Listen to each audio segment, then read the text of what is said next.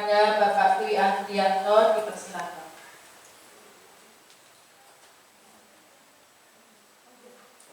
Ya, terima kasih atas waktu-Ibu yang sudah diberi kepada saya. Bismillahirrahmanirrahim. Assalamualaikum warahmatullahi wabarakatuh. Waalaikumsalam warahmatullahi wabarakatuh.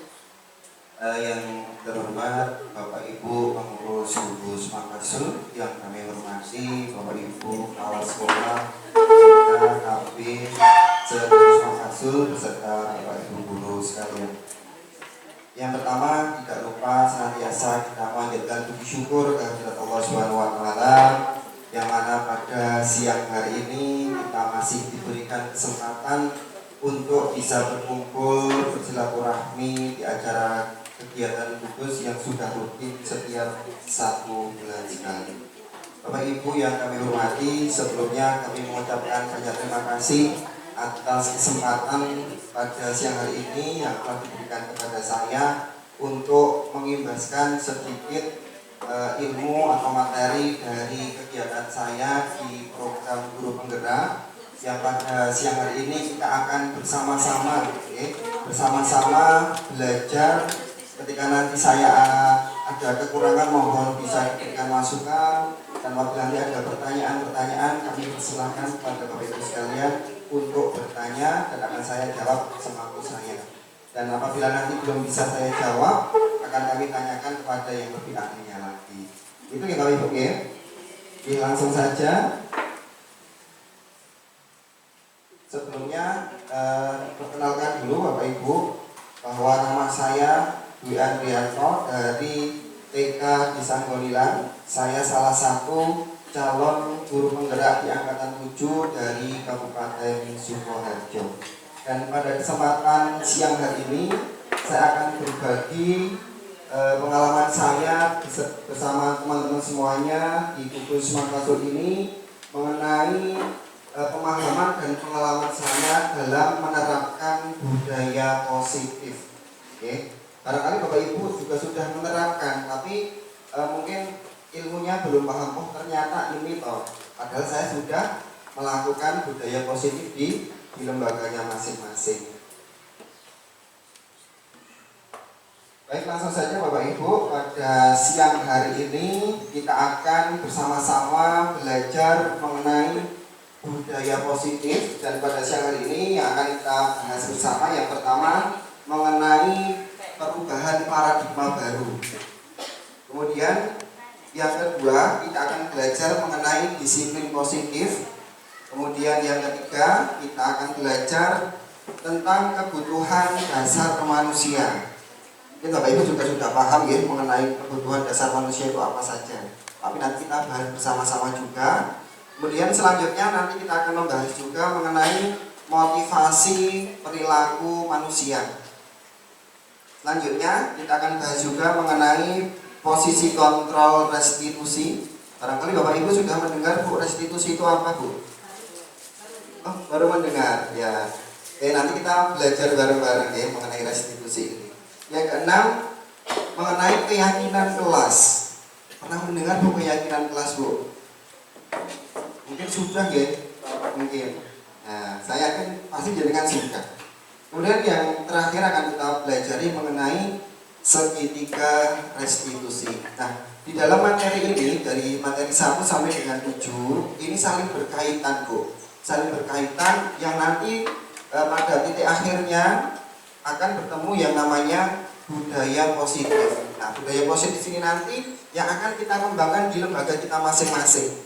Selain dari guru yang perlu kita kembangkan, tetapi kita lebih berfokus kepada murid-murid kita untuk apa? Tumbuhnya budaya positif di lembaga kita. Baik Bapak Ibu, sebelum kita memulai materinya, kita akan ada sedikit permainan. Permainannya saya beri judul Cobalah Buka. Nah, kira-kira apa yang perlu dibuka?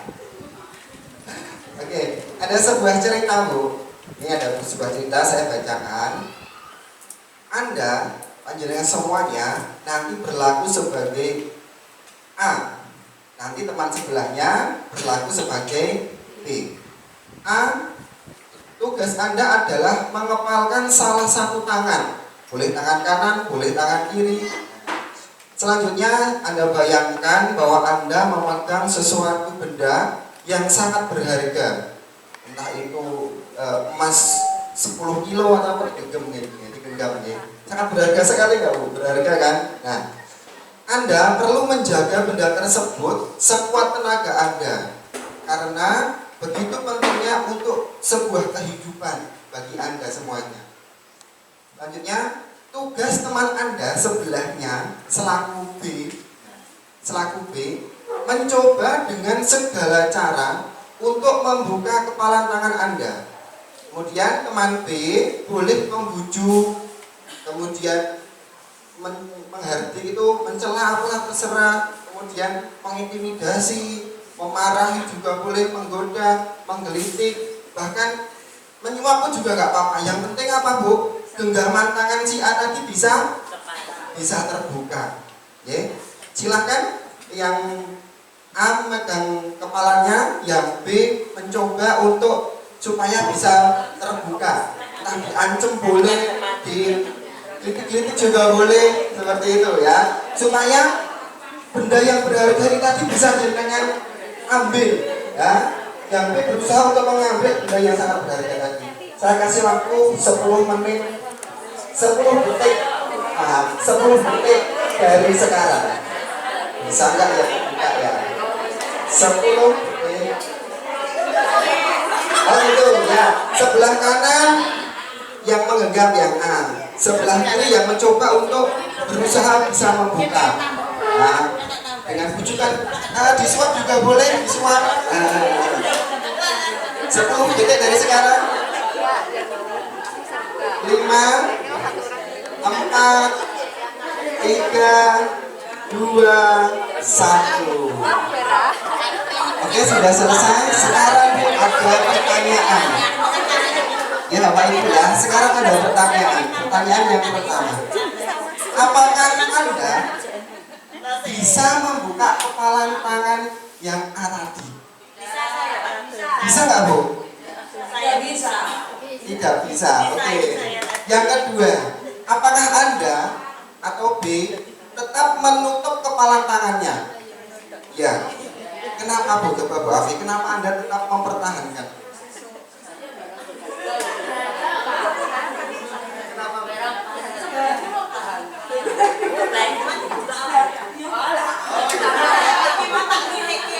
Ya, karena menurut Bu Afi itu sangat berharga sekali dan berusaha untuk mempertahankan.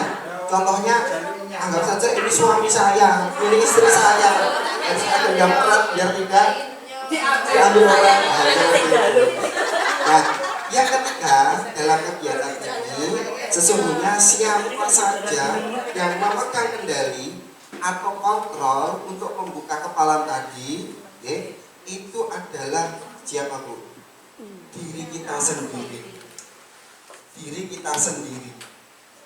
Kenapa? Meskipun tadi ada bujukan, kemudian ada suap, tetapi kita tetap mempertahankan karena apa? Ini adalah barang yang sangat berharga untuk diri kita. Maka kita harus mempertahankan. Nah, dari kegiatan ini tadi Bapak Ibu, ada hubungannya dengan materi kita nanti yang akan saya sampaikan. Jangan akan paham ketika nanti sudah saya sampaikan materinya. Kenapa Bapak harus kita pertahankan seperti itu? Kita lanjut. Yang pertama kita akan mempelajari tentang paradigma baru. Mungkin kita masih mempunyai mindset bahwa guru itu hanya mengajar, habis itu selesai, pulang, dan lain sebagainya. Tetapi kita merubah mindset kita Bapak Ibu. Kita merubah paradigma kita sebagai seorang guru. Yaitu bahwa pembelajaran dengan paradigma baru itu dirancang dengan prinsip pembelajaran yang diferensiasi ya. Nah, sehingga setiap murid belajar sesuai dengan kebutuhannya. Jadi seorang guru harus mampu, seorang guru harus mampu memenuhi kebutuhan setiap murid-muridnya. Apakah murid kita sama Bapak Ibu? Berbeda. Apakah kebutuhannya sama juga? Berbeda. Maka dari itu Bapak Ibu, paradigma kita harus kita rubah, mindset kita harus kita rubah, bahwa murid mempunyai kebutuhan masing-masing, tidak bisa kita samakan. Nah, tujuannya apa Bapak Ibu? Tujuannya adalah untuk mewujudkan profil pelajar Pancasila. Masih ingat Bu, profil pelajar Pancasila ada berapa?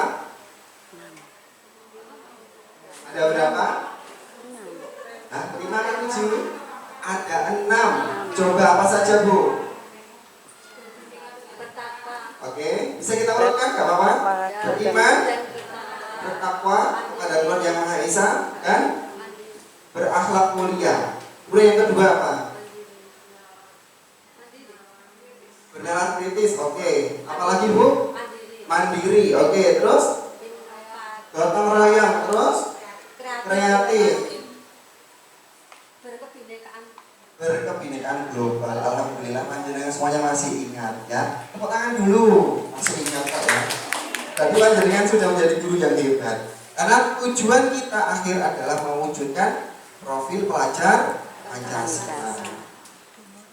Oke, selanjutnya. Nah, ini dari paradigma kita yang lama menjadi paradigma kita yang baru, Bu.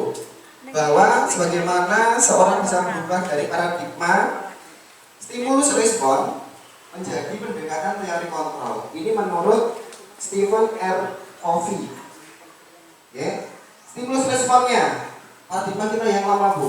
Bahwa kebutuhan kita itu sama. Kebutuhan anak-anak itu kita anggap sama. Anak-anak bisa berhitung 1 sampai 10, semuanya harus bisa berhitung 1 sampai 10. Anak-anak harus bisa mewarnai dengan rapi, semua harus bisa mewarnai dengan rapi. Tetapi kenyataannya apa Bapak Ibu? Kita harus bisa merubah mindset kita bahwa anak itu mempunyai kebutuhan yang berbeda. Anak A mungkin dia suka dengan berhitung. Kemudian anak B belum tentu dia suka berhitung. Dia suka mewarnai, barangkali seperti itu. Maka kita fasilitasi kebutuhan-kebutuhannya. Jadi jangan kita istilahnya apa nih? Ambil sama semuanya, kita pukul rata semuanya. Tidak seperti itu. Jadi marilah Bapak Ibu sekalian, kita rubah mindset kita. Kita rubah paradigma kita bahwa anak kita itu mempunyai kebutuhan yang berbeda. Kemudian selanjutnya, semua orang melihat hal yang sama. Itu menurut stimulus respon. Kemudian teori kontrol bahwa setiap orang memiliki gambaran yang berbeda, memiliki cara pandang yang berbeda, memiliki cita-cita yang berbeda. Maka dari itu Bapak Ibu, kita harus mampu menstimulus anak-anak kita sesuai dengan minat dan bakatnya. Tidak bisa kita pukul rata semuanya, harus sama, tidak bisa. Selanjutnya, kita mencoba mengubah orang agar berpandangan sama dengan kita. Teori kontrolnya bahwa kita itu berusaha memahami pandangan orang lain tentang dunia. Jadi sama seperti yang di atas tadi nih, kita sebagai guru yang jadul dulu sebelum mempunyai paradigma baru, bahwa anak-anak itu kita anggap sama, cara berpikirnya sama, cara pandangnya sama. Padahal kenyataannya Bapak Ibu, bahwa anak-anak yang mempunyai pola pikir yang sangat kreatif, yang sangat luas, belum tentu kita itu ketika diceritai anak, kita itu paham cerita anak itu apa. Padahal anak sudah berimajinasi sangat luar biasa. Jadi kita Bapak Ibu sebagai seorang guru harus mampu memberikan respon yang positif pada anak kita. Seperti itu. Selanjutnya, orang lain bisa mengontrol kita. Guru bisa mengontrol anak-anaknya. Padahal apa Bapak Ibu? Hanya anak-anak itu sendiri yang mampu mengontrol dirinya sendiri. Kalau guru zaman dulu ada anak yang pindah tempat duduknya atau keluar dari tempat duduknya, pasti apa Bu? Dimarahin, suruh duduk. Padahal anak ini mempunyai keinginan sendiri Bu. Ketika dia mau keluar itu ternyata dia mau izin pipis, sama gurunya sudah nggak boleh.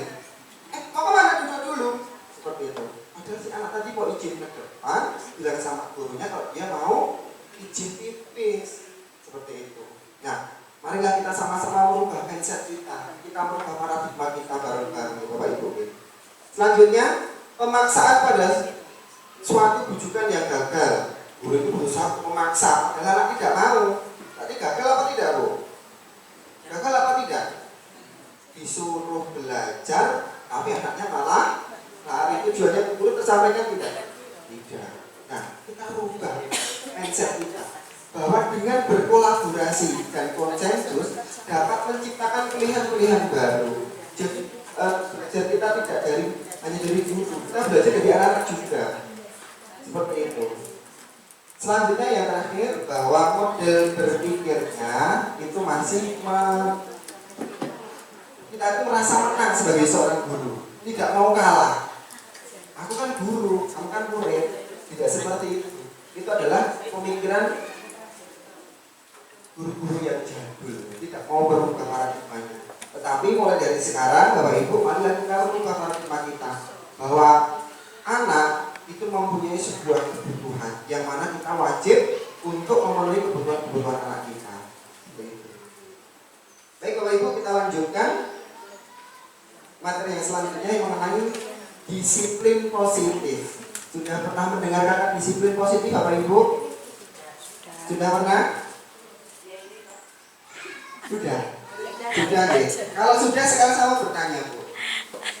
Apa itu disiplin Bapak Ibu? Ada yang bisa menjawab? Membantu menjawab? Disiplin, oke, silakan Pak. Menurut jenengan disiplin itu apa? Tertib terhadap aturan yang ada. Oke. Bagus sekali, betul. Tertib terhadap aturan yang sama. Mungkin ada yang lainnya? Boleh? Menurut jenengan apa disiplin itu? Selain dari tertib mentaati aturan yang ada. Tahu tanggung jawab. Oke, silakan. Disiplin itu adalah tahu tanggung jawab dan kapan harus selesai sesuai aturan yang sudah ada. Baik. Oke, terima kasih. Tanggung jawab. Baik Bapak Ibu, itu adalah menurut kita bahwa disiplin itu adalah sebuah tata tertib yang harus dilaksanakan dan harus bertanggung jawab. Oke, kita buka.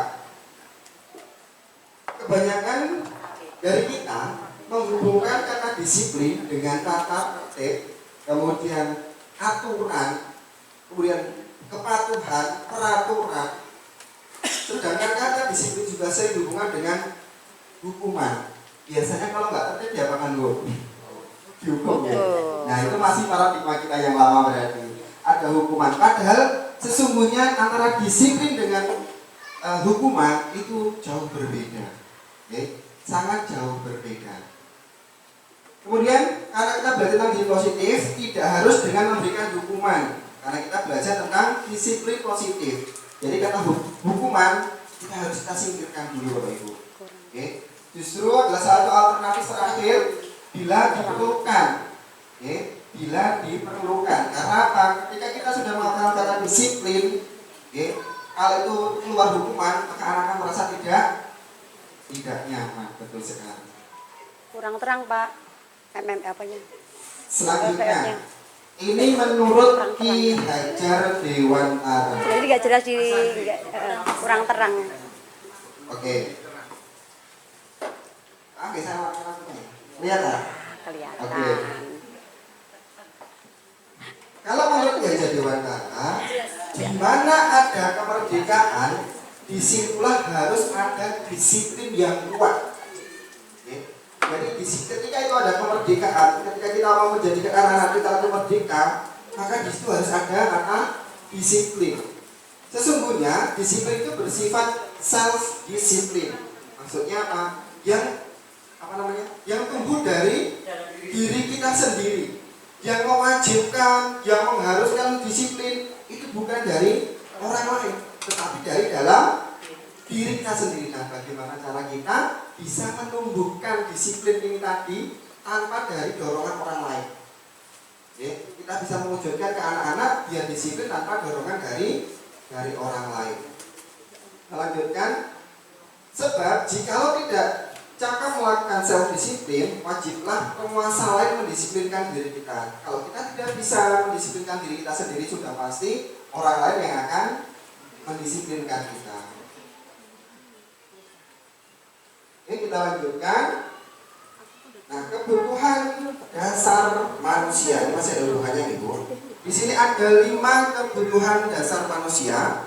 Yang pertama sudah jelas, yaitu kebutuhan untuk bertahan hidup. Kemudian kebutuhan kasih sayang dan rasa diterima. Kemudian kebutuhan kebebasan, kebutuhan kesenangan, dan kebutuhan penguasaan. Kita kira-kira butuh ini enggak, Bu? Butuh enggak? Kalau kita butuh, berarti anak-anak kita juga butuh. Perlu kita pahami. Kalau kita butuh ini semuanya, berarti anak-anak kita juga butuh. Kita akan kupas satu persatu. Yang pertama, kebutuhan bertahan hidup. Contohnya apa saja, Bu? Makan, minum, pakaian, kesehatan, tempat tinggal, kebutuhan primer kita. Seperti itu. Sudah jelas? Oke. Selanjutnya, kasih sayang dan rasa diterima. Pernah nggak Bu kejadian ada anak yang dia itu tidak mau bersosialisasi? Ada nggak? Ada ya, pasti ada. Saya kan pasti ada. Karena apa Bapak Ibu? Dia itu merasa tidak diterima di lingkungannya. Teman-temannya kasih bermain sendiri. Oke. Kemudian gurunya juga tidak merespon, hanya dia. Oke. Nah, si anak itu tadi membutuhkan koneksi sosial, butuh teman. Dia merasa mendapatkan kasih sayang dan rasa diterima. Itu sangat penting sekali Bapak Ibu. Jadi ketika kita melihat ada anak kok cenderungnya diam, nah kita dekati. Boleh kita sendiri dulu atau kita ajak temannya yang lain untuk mau bermain bersama. Itu yang dibutuhkan anak Bapak Ibu. Lanjutnya yang ketiga yaitu penguasaan. Pengakuan terhadap kemampuannya. Saya tuh bisa Bu Guru, tapi Bu Guru tidak merespon. Siapa yang maju? Saya itu banyak apa satu Bu? Biasanya anak. Banyak ya, tapi yang dipilih semua kah? Atau satu? Padahal semuanya bisa Bu. Dia butuh pengakuan kalau dia tuh bisa. Maka dari itu Bapak Ibu kita beri kesempatan semuanya. Bergantian satu-satu. Jangan hanya satu aja yang dipanggil. Semuanya, karena dia juga pengen saya tuh bisa seperti itu. Kita beri kesempatan kepada anak kita. Itu kebutuhan loh Bu. Kebutuhan anak kita. Kebutuhan untuk pengakuan bahwa dia itu mampu. Seperti itu. Selanjutnya yang keempat, kebebasan. Nah ini jelas.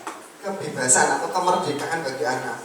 Dia berusaha mau mandiri, kemudian dia tidak mau diganggu dengan yang lain, dia mempunyai pilihan sendiri, dia mau melakukan kegiatan sendiri, itu jangan kita batasi. Biasanya guru-guru, ojo kuwi sik, seperti itu. Digarap saking iki sik.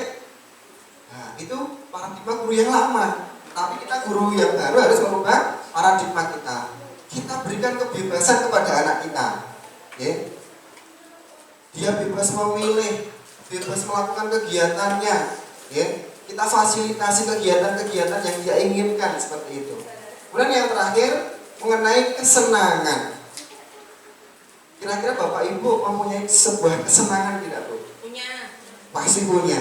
Senang dengan perhiasan, senang dengan rumah yang mewah, pasti senang Bu. Anak pun juga seperti itu Bu. Sama.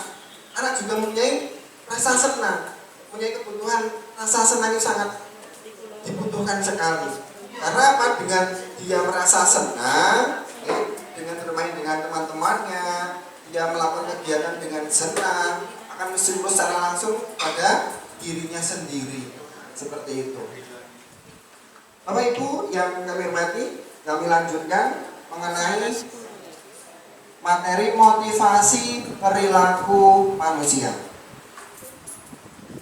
Bahwa motivasi itu adalah merupakan sebuah dorongan yang timbul dari diri seseorang itu sendiri secara sadar maupun tidak sadar untuk melakukan tindakan dengan tujuan tertentu. Ketika kita mempunyai keinginan Bapak Ibu, kita mempunyai motivasi untuk melakukan sebuah kegiatan, itu bisa kita munculkan dari dalam diri kita sendiri. Nah, bagaimana dengan anak-anak kita Bapak Ibu? Bisa nggak kira-kira Bu? Saya yakin bisa. Kalau kita bisa, anak-anak kita juga bisa. Karena kita semuanya pasti dan pasti mempunyai sebuah motivasi. Contohnya apa Bapak Ibu? Ketika anak pengen bermain dengan mainan yang dia sukai, pasti dia akan melakukan berbagai macam cara. Entah itu secara sadar atau tidak sadar, dia akan berusaha untuk mendapatkan mainan itu. Karena apa? Dia termotivasi bahwa saya bisa bermain dengan mainan itu. Mungkin Bapak Ibu juga seperti itu. Saya pengen bisa memiliki gelang yang bagus seperti itu. Jadi bagaimana caranya jenengan bisa untuk mendapatkan gelang yang bagus tadi? Motivasi panjenengan akan terus muncul, baik disadari atau tidak disadari, supaya terwujud mendapatkan apa yang diinginkan tadi. Seperti itu. Ya, dengan cara nabung atau pinjam temennya dulu seperti itu. Utang maksudnya ya. Gak apa-apa. Demi mencapai sebuah tujuan ya. Selanjutnya Bapak Ibu, ada tiga motivasi perilaku yang mana itu datangnya dari dalam diri sendiri maupun dari orang lain. Yang pertama, yaitu untuk menghindari ketidaknyamanan atau hukuman. Ini hubungannya dengan penerapan disiplin.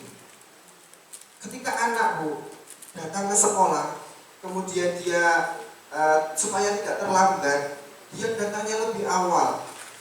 Karena apa? Dia merasa ketika nanti dia datang yang terlambat, padahal mamahnya belum selesai dandan, si anak udah lari sendiri ke sekolah biar tidak terlambat. Karena apa?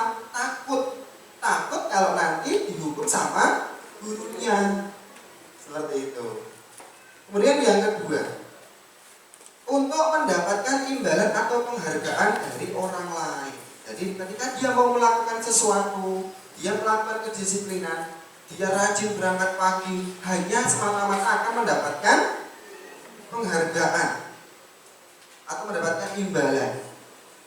Nah, ketika itu nanti tidak ada imbalan atau tidak ada penghargaan, pasti anak akan tidak mau. Secara sadar dia tidak akan mau melakukan disiplin tadi, berangkat datang awal, karena tidak ada motivasinya. Nah, karena dimotivasi dengan penghargaan tadi, si anak baru mau berangkat pagi. Yang ketiga, untuk menjadi orang yang mereka inginkan dan menghargai diri sendiri dengan nilai-nilai yang mereka percaya. Ini muncul dari dalam dirinya sendiri. Ya. Ketika anak datang ke sekolah berangkat pagi, ya emang benar-benar dia tuh pengen berangkat pagi. Aku pengen berangkat pagi, nanti di sekolah aku bisa bermain dulu dengan mainan yang ada di sekolah, kan teman-teman belum pada datang, kita bisa main semuanya.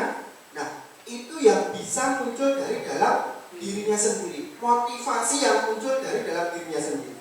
Kalau yang nomor 1 dan nomor 2 itu motivasi yang muncul dari eksternal, dari luar. Kalau aku tidak berangkat pagi, nanti aku dihukum bu guru. Kalau aku nggak berangkat pagi, aku tidak mendapatkan penghargaan. Yang ketiga ini, aku mau berangkat pagi, aku nanti bisa main sendiri. Nah, ini bisa memotivasi dirinya sendiri tanpa ada motivasi dari luar atau dari orang lain, seperti itu. Kira-kira yang tepat yang mana Bapak Ibu yang perlu kita terapkan ke anak? Yang ketiga, setuju? Yang ketiga? Enggak, yang kedua Bu. Nanti siapkan bintang, siapkan hadiah itu enggak Bu? Oke, untuk memotivasi awal-awal, oke boleh. Tapi tujuan kita yang terakhir adalah bagaimana anak-anak itu bisa memotivasi dirinya sendiri. Nah, ini konsep disiplin yang gagal. Dengan apa tadi Bu? Yang nomor 1, hukuman. Dengan hukuman, anak-anak akan merasa tersakiti. Ketika anak datang terlambat, dimarahi guru, rasanya bagaimana Bapak Ibu? Pernah Bapak Ibu terlambat? Waktu sekolah dulu Bu. Nah, saya pernah Bu.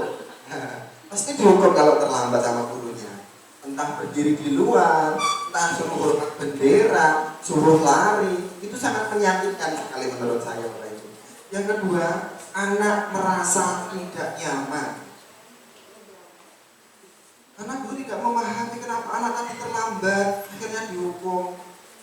Anak merasa tidak nyaman dan si anak tadi pagi sudah siap mau berangkat sekolah, tapi ibunya yang lama banget ditungguin gak nganter-nganter seperti itu. Akhirnya anaknya yang terlambat. Kan bukan kesalahan anak seperti itu, tapi si anak merasa tidak nyaman. Kemudian yang ketiga, anak menjadi takut.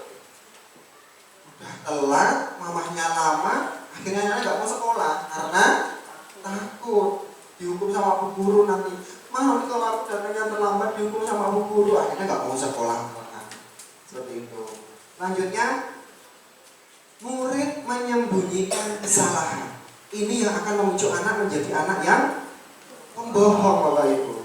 Ketika tidak mengerjakan PR, dia akan mencari alasan-alasan seperti itu. Anak akan berusaha berbohong supaya apa? Tidak mendapatkan hukuman, betul sekali. Yang terakhir yaitu murid menjadi rendah diri, jadi minder, tidak pede. Kalau disuruh maju cuma diem saja, tidak ada respon karena tidak percaya diri. Selanjutnya, dengan penghargaan pun juga akan memunculkan disiplin yang gagal dengan penghargaan itu. Yang pertama, tidak efektif. Kenapa tidak efektif? Ketika anak melakukan sebuah kegiatan tanpa ada penghargaan, tanpa ada reward, anak akan bermalas-malasan, tidak mau mengerjakan kegiatannya. Aku nggak mau gak dapat hadiah. Ini konsep yang salah dan kemarin saya terapkan ke anak saya, Bu. Kalau tidak dikasih hadiah, dia nggak mau belajar. Nah, sekarang kita merubah mindset kita dengan nanti yang ketiga, Bu. Ini dulu ya, sabar. Yaitu merusak hubungan. Merusak hubungan maksudnya apa, Bu? Ada yang tahu, Bu? Ketika ada anak, dia mau melaksanakan kegiatan dengan baik, semuanya melaksanakan kegiatan. Tetapi bu guru memberikan penghargaannya hanya satu. Akhirnya apa, Bu? Aku bolong anak. Untuk penghargaan aku orang. Itu yang akan merusak hubungan teman, hubungan dengan guru. Aku nggak mau sama bu guru itu sayangnya hanya sama dia seperti itu. Itu salah satu disiplin yang gagal dengan penghargaan. Kemudian mengurangi ketepatan, menurunkan kualitas anak, kemudian mematikan kreativitas anak. Akhirnya anak jadi malas, Bu. Alah, nanti yang dapat penghargaan hanya itu saja. Anak jadi malas. Tapi kalau bu guru buatan nggih, kalau disuruh maju lomba mau nggih, Bu nggih? Mau ya? Nah, karena bu guru harus semangat memberikan motivasi untuk dirinya sendiri. Selanjutnya, nah ini tadi yang gagal, sekarang yang sukses. Yang sukses itu ada dua, Bu. Ada dua. Yang satu itu suksesnya sukses biasa. Yang satu suksesnya sukses luar biasa. Silakan yang dengan nanti pilih yang mana. Yang pertama adalah konsekuensi. Dengan konsekuensi tadi akan menguatkan jangka pendek saja. Tetapi dengan restitusi, nanti kita jabarkan. Dengan restitusi, murid akan dapat memecahkan masalahnya dalam jangka panjang. Ini murid baru yang menyelesaikan masalah sendiri. Kalau yang konsekuensi nanti masih dari guru. Kemudian yang konsekuensi perlu monitoring berkelanjutan. Guru perlu melakukan monitoring berkelanjutan. Selanjutnya, guru tetap harus memberikan stimulus kepada anak. Anak belum bisa mandiri, masih diberikan stimulus terus kepada anak. Kemudian murid menghormati hanya peraturan, menghormati peraturan saja. Kalau baru menghormati peraturan, sudah tentu dia melaksanakan apa belum? Belum tentu, karena belum muncul dari dirinya sendiri, belum ada kesadaran dari dirinya sendiri. Kemudian yang terakhir, kehilangan waktu untuk merenungi kesalahan. Sedangkan restitusi, yaitu murid belajar bertanggung jawab atas perilakunya. Ketika dia melanggar disiplin, melanggar aturan, dia berusaha untuk bertanggung jawab dari dalam dirinya sendiri tanpa ada paksaan dari guru.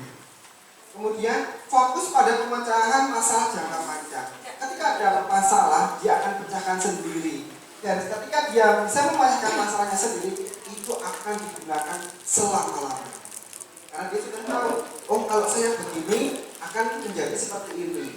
Kalau saya berbuat baik akan menjadi lebih baik. Kalau saya berbuat salah, saya akan kalau kita lakukan terus akan salah terus. Makanya dia harus memecahkan masalah bagaimana biar ini tidak jadi masalah buat saya. Seperti itu. Selanjutnya, murid bisa menghargai dirinya sendiri, bahkan bisa menghargai orang lain.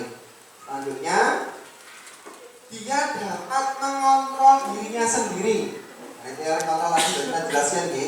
Dia mampu mengontrol dirinya sendiri.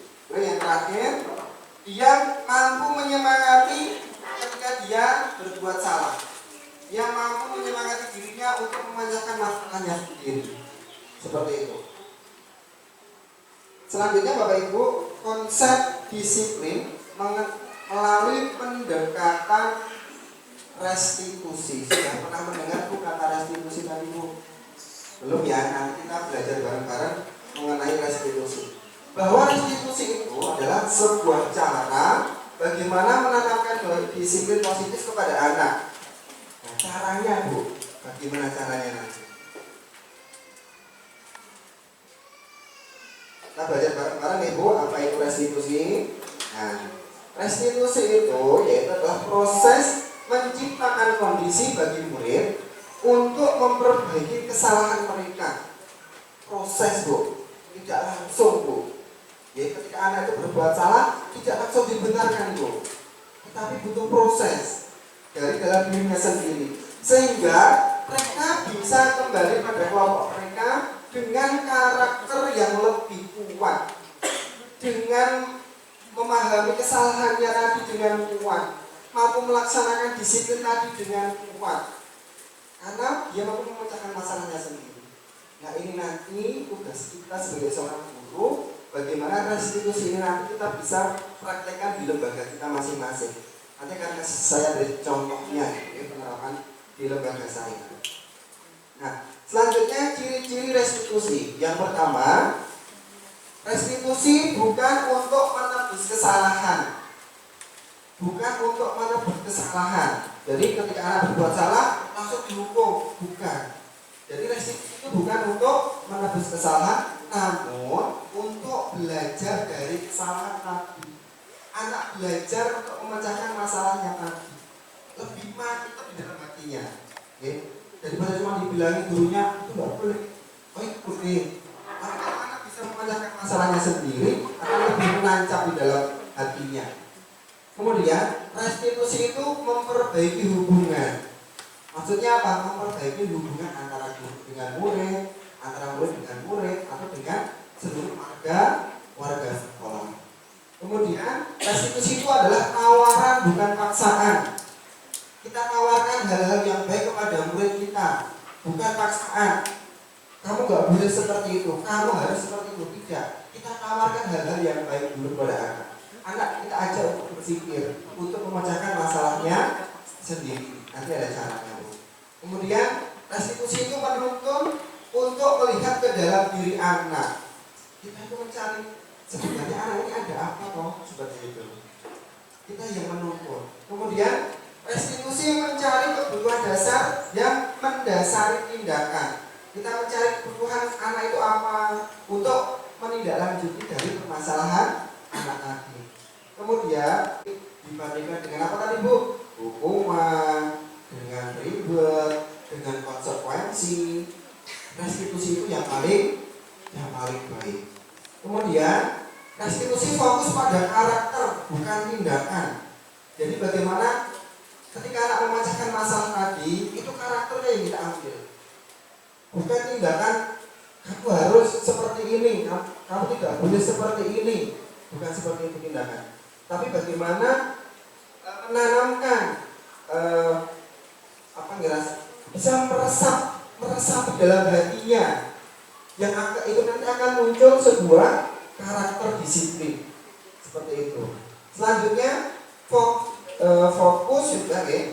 Kemudian menguatkan karakter anak tadi. Kemudian fokus pada solusi untuk mencari pemecahan masalahnya. Kemudian yang terakhir, mengembalikan murid yang salah pada kelompoknya. Kadang anak-anak kita itu Bu, kalau sedang berbuat salah pasti dia akan minder Bu. Nah, bagaimana restitusi itu tadi kita bisa mengembalikan anak-anak kepada kelompoknya, kepada rekan-rekannya, kepada teman-temannya, kepada guru-guru yang lain seperti itu. Selanjutnya, perbedaan antara menghukum, konsekuensi, dan restitusi. Ini ada satu contoh kasus, Bu. Kalau ada contoh itu bayangan kita akan lebih gampang ya, Bu, kalau ada contoh ya. Kalau hanya teori mungkin bingung. Nah, menghukum. Contoh kasusnya, si murid tadi sering tidak mengerjakan PR. Sering tidak mengerjakan PR. Nah, kalau guru-guru zaman kita sekolah dulu yang belum mempunyai paradigma yang sekarang yang terbaru, guru itu pasti akan menghukum muridnya ketika tidak mengerjakan PR. Contohnya, suruh hormat bendera, kemudian menyalin 3 kali, menulis di papan tulis. Ini apa buatan, Bu? Nah, itu menghukum namanya. Kemudian konsekuensi. Contohnya, guru memberikan konsekuensi untuk mengerjakan PR saat istirahat. Jadi waktu anak terbuang yang harusnya dia istirahat harus mengerjakan PR-nya. Bahkan ini disuruh mengerjakan 3 kali lipat. Karena tidak mengerjakan PR, konsekuensinya dia harus mengerjakan di sekolah di jam istirahat. Mengerjakan PR-nya 3 kali lipat. Kemudian guru tegas dan murid menghormati guru. Jadi guru itu dihormati karena apa, Bu? Ketegasannya. Tegasnya dalam artian apa, Bu? Galak gurunya, gurunya galak. Jadi muridnya patuh sama gurunya, hormat sama gurunya. Karena anak tadi takut. Ya, karena takut dia jadi hormat seperti itu. Nah, sekarang contoh restitusinya seperti apa? Guru menanyakan keyakinan kelas yang sudah disepakati bersama, keyakinan kelas atau yang sudah ada dalam dirinya, dan membantu murid menyelesaikan masalahnya. Jadi kita langsung dihukum, Bu. Kita tanya dulu, kenapa tidak mengerjakan PR? Tadi malam gelangan Pak Guru, jadi nggak bisa mengerjakan PR. Mamaku nggak punya lilin, seperti itu. Kita tanya, kita gali informasi dulu, Bu. Tidak langsung dihukum. Kemudian guru terbuka dan murid menghormati dirinya dan orang lain. Jadi si murid tadi itu tidak takut dengan gurunya, tetapi dia muncul dalam dirinya. Dengan dia menghormati dirinya, dia akan menghormati gurunya dan orang lain. Itu nanti tujuan dari restitusi, sebuah restitusi. Dan nanti kita akan perdalam lagi mengenai restitusi. Selanjutnya, materi selanjutnya yaitu 5 posisi kontrol restitusi. Yang pertama, penghukum. Ini yang dikontrol siapa, Bu? Yang mengontrol siapa ini, Bu? Murid atau guru? Guru. Ada guru yang sukanya menghukum. Yang kedua, ada guru yang membuat anak itu merasa bersalah. Karpen itu biar jerah nih, maunya guru itu anak itu biar jerah, tetapi membuat anak merasa bersalah. Kemudian yang ketiga, guru sebagai teman. Yang keempat, guru sebagai pemantau. Yang kelima, yang terakhir, guru sebagai manajer. Kira-kira saya tanya, Bapak Ibu sekarang itu dalam posisi kontrol ini panjenengan yang nomor berapa? Oh, friendly, oke. Yang nomor 3 ya, Bu ya? Friendly katanya seperti itu, yang nomor 3. Oke, kita bahas. Yang friendly, oke. Yang lainnya? Ada bu guru yang menghukum? Suka menghukum muridnya? Oh, alhamdulillah sudah tidak ada. Ada guru yang suka membuat anak itu merasa bersalah terus?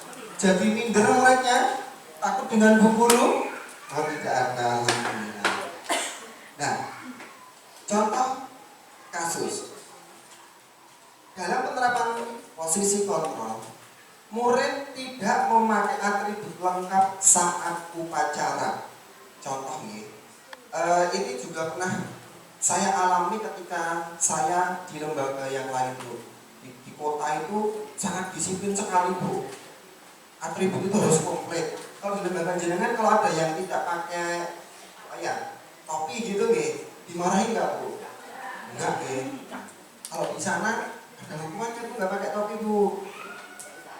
Nah, barisnya di belakang sendiri karena tidak pakai topi itu sudah menghukum anak loh Bu seperti itu Bu. Karena dia pengennya di depan upacara di depan, tapi malah disuruh di belakang sendiri. Contoh Bu, penghukum, guru sebagai penghukum. Patuhi aturan sekolah, berdiri di depan barisan. Tidak memakai, ini mungkin SD, SMP gitu ya, tingkat besar ya. Tidak memakai dasi ketika upacara. Yang tidak pakai dasi disuruh maju ke depan semuanya. Baris di depan, kemudian lihat teman-temannya. Anak-anak menjadi apa Bu? Malu ya Bu ya. Nah itu adalah guru sebagai penghukum, contohnya seperti itu. Kemudian guru pembuat rasa bersalah.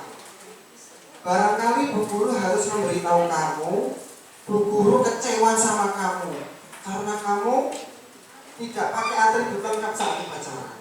Jadi anak merasa bersalah karena bu guru merasa kecewa. Seperti itu. Kemudian guru sebagai teman. Ini contohnya Bu, guru sebagai teman. Melakukan pendekatan. Ayolah yang tertib buat bu guruku bangga. Kali ini tidak apa-apa kamu salahin, tapi besok jangan ya. Betul. Ini terlalu friendly ya, gitu. Barangkali besok lagi lupa bawa atribut lagi Bu. Karena santai ada dapat hukuman seperti itu. Guru saya kan baik. Kemudian guru sebagai pemantau, yaitu contohnya kamu sudah melanggar apa peraturan dan konsekuensinya. Nah, anak diajak komunikasi bahwa sudah ada aturan. Kalau kamu tidak menggunakan atribut, konsekuensinya apa? Gurunya bilang seperti itu. Itu adalah guru sebagai pemantau. Istilahnya apa nih? Memberitahu aturan-aturannya seperti itu. Hanya memberitahu aturan-aturannya. Nah, guru sebagai manajer. Apakah kamu tahu kesalahanmu? Tanya dulu sama gurunya. Apakah kamu tahu kesalahanmu? Terus gurunya memberikan kesempatan. Kira-kira bagaimana kamu akan memperbaiki kesalahan ini? Nah, ini guru memberikan kesempatan anak untuk memecahkan masalahnya sendiri. Kalau yang friendly tadi masih dibantu ya Bu ya. Barangkali besok nggak apa-apa lah, Bu guru besok paling juga bilangnya nggak apa-apa, besok jangan diulangi lagi seperti itu. Tetapi bagaimana seorang guru harus bisa berlaku sebagai seorang manajer, biar si anak itu mempunyai pemikiran sendiri, biar bisa memecahkan masalahnya sendiri. Seperti itu. Nah, contohnya seperti ini Bapak Ibu. Nah, kira-kira kita sebagai seorang guru yang lebih tepat, kira-kira sebagai apa Bu? Manajer. Yang lebih tepat. Manajer. Setuju manajer? Setuju? Nah, kalau setuju berarti panjenengan harus siap melakukan tugas panjenengan sebagai seorang manajer bagi murid-murid panjenengan semuanya. Friendly boleh nggak? Boleh, tapi tetap harus sebagai manajer. Selanjutnya, membuat keyakinan kelas. Mengapa Bu kok keyakinan kelas, kok tidak peraturan kelas atau tata tertib kelas? Nah, ini ada sebuah pertanyaan yang mungkin jangan bisa jawab. Yang pertama, mengapa kita memiliki peraturan tentang penggunaan helm saat mengendarai kendaraan roda dua motor? Kenapa Bu kita harus menggunakan helm saat sepeda motor? Jaga keselamatan dirinya. Seperti itu.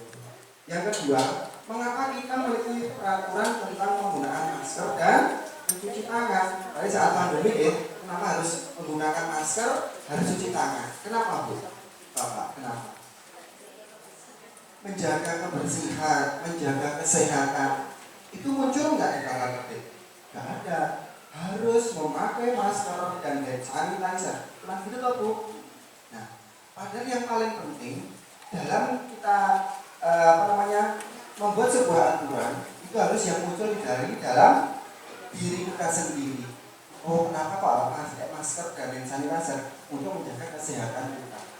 Seperti itu. Nah, sama juga Bapak Ibu ketika nanti kita berada di dalam kelas, yang kita buat itu bukan aturan, tetapi keyakinan kelas yang mana itu muncul dari ide-ide anak-anak kita sendiri. Ya. Contoh dalam pembentukan keyakinan kelas Bu yang perlu diperhatikan, yang pertama lebih abstrak dari peraturan. Kalau peraturan jelas nggak Bu? Datang sebelum jam 7 pagi, masuk jam 7.30, itu jelas kan Bu? Kalau anak-anak datang ke sekolah tidak terlambat, itu abstrak nggak? Abstrak kan nggak dituliskan kan? Nah, salah satu cirinya keyakinan kelas tadi adalah abstrak daripada aturan.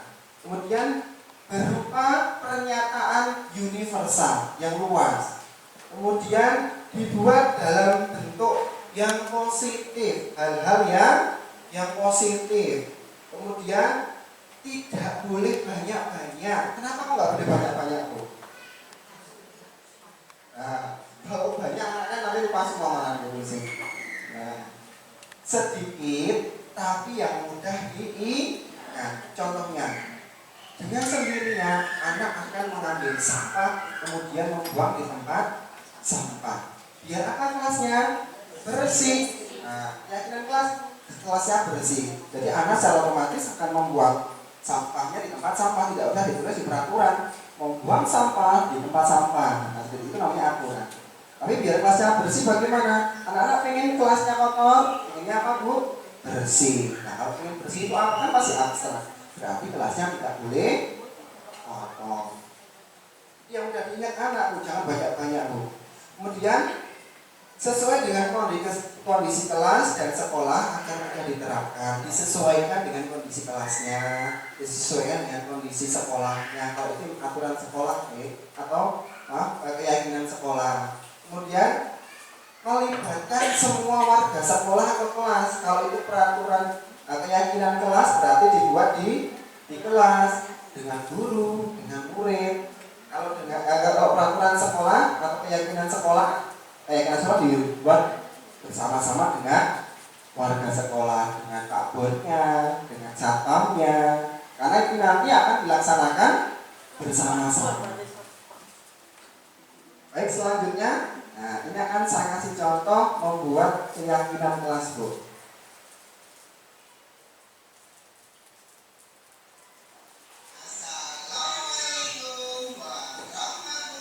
Ini karena ketika beda dengan di biasanya yang sudah bisa menulis.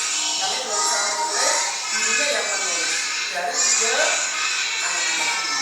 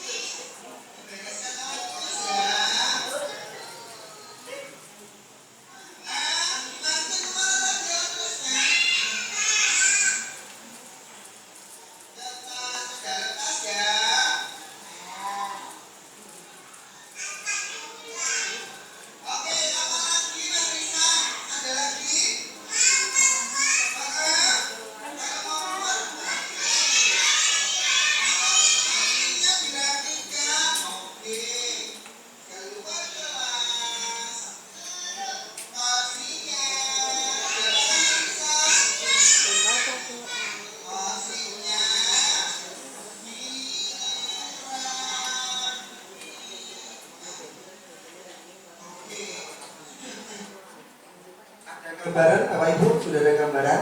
Ya, jadi itu tadi contoh membuat keyakinan kelas. Jadi keyakinan kelas itu yang itu sudah anak itu merasa untuk melakukannya itu sudah hal yang biasa. Oke? Merasa anak itu tidak terbebani dengan yang disepakati bersama-sama tadi. Itu namanya keyakinan kelas. Oke? Seperti tadi anak-anak minta, oh kalau cuci tangan nggak boleh apa tadi ya? Rebutan, seperti itu. Berarti harus antri, seperti itu. Nah, baik Bapak Ibu, kita lanjutkan mengenai segitiga restitusi. Itu mengenai segitiga restitusi. Nah, segitiga restitusi itu apa saja? Yang pertama, menstabilkan identitas bahwa kita semua akan melakukan hal yang terbaik yang bisa kita lakukan. Kemudian yang kedua, validasi tindakan yang salah. Semua perilaku pasti memiliki alasan. Jadi ketika ada permasalahan, kita validasi dulu permasalahannya apa, jangan langsung disalahkan. Yang ketiga yaitu menanyakan keyakinan bahwa kita semua pasti memiliki motivasi di dalam diri kita sendiri. Oke, langsung saja akan saya berikan contohnya mengenai penerapan segitiga restitusi. Ini sebuah masalah yang terjadi pada anak. Kemudian anak bagaimana dia sadar untuk tidak mengulangi kesalahannya tadi dan akan menjadi lebih baik, akan memunculkan karakter untuk anak itu sendiri. Jadi guru tidak tidak mengejas anak itu salah, tidak. Tapi bagaimana guru bisa menyelesaikan masalah anak yang muncul dari dalam diri anak itu sendiri. Jadi guru tidak ada mengatakan itu salah, tidak ada. Ya.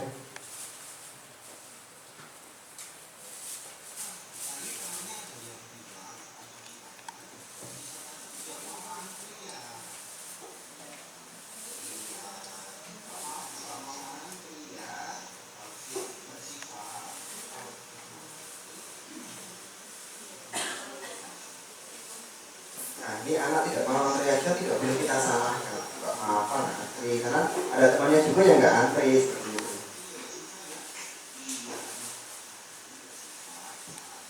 Nah, ini kita baru memvalidasi kesalahannya apa gitu. Kita cari dulu informasinya.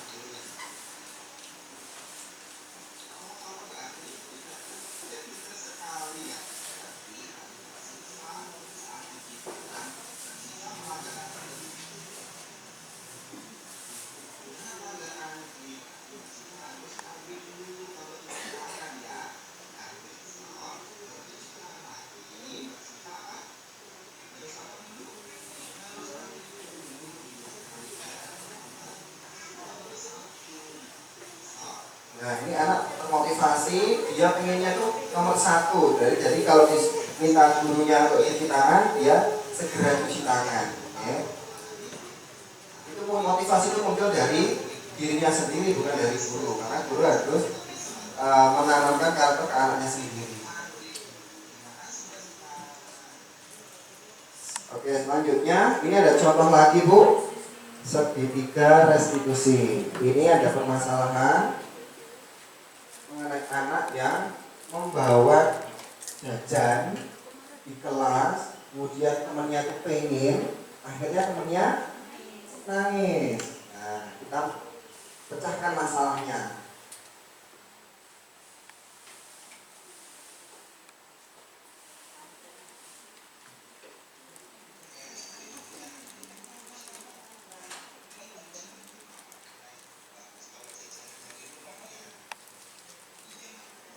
Nah, ini guru tidak menyalahkan bawa jajanan di rumah, ini tidak apa-apa bawa jajanan.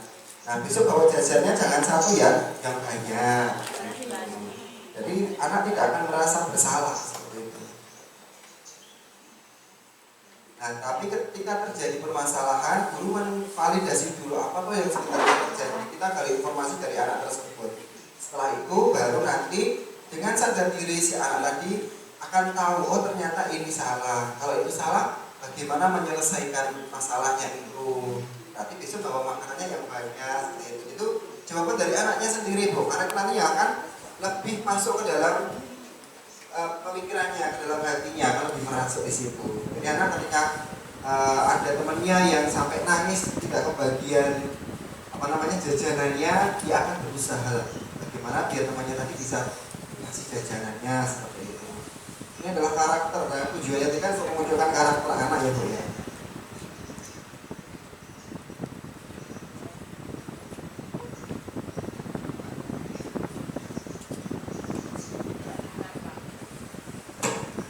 Kurang kenceng suaranya.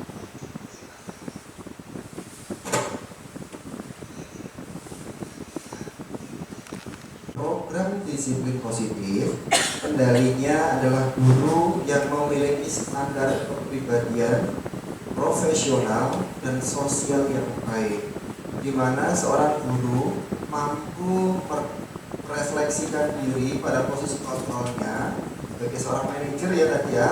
Saat ini bagaimana perjalanan dirinya sebagai seorang guru atau sebagai among dalam posisi seorang manajer yang menuntut murid-muridnya menjadi insan yang mandiri, merdeka, dan bertanggung jawab sesuai dengan standar nasional pendidikan. Dan terima kasih. Mungkin sedikit yang bisa kami sampaikan ya Bapak Ibu, barangkali ada yang mau ditanyakan, kami persilahkan. Materinya bisa boleh kan? Oh, materi di-share boleh, apa? Ada pertanyaan lagi? Silahkan. Yang belakang ada pertanyaan Bu? Sudah cukup ya? Sudah paham semua kayaknya? Alhamdulillah. Kalau sudah paham, harapan betul Bu. Kita tuh sebenarnya sudah melakukan, cuman ilmunya mungkin kita yang belum dapatkan ya Bu ya. Tapi hari ini ilmunya sudah didapatkan, sudah diterapkan di kehidupan sehari-hari. Kalau perlu ditingkatkan lagi. Seperti itu ya Bu ya. Mungkin dari saya cukup sekian dulu. Apabila ada kekurangannya, kami mohon maaf dan mohon diikhlaskan. Bila itu Assalamualaikum warahmatullahi wabarakatuh.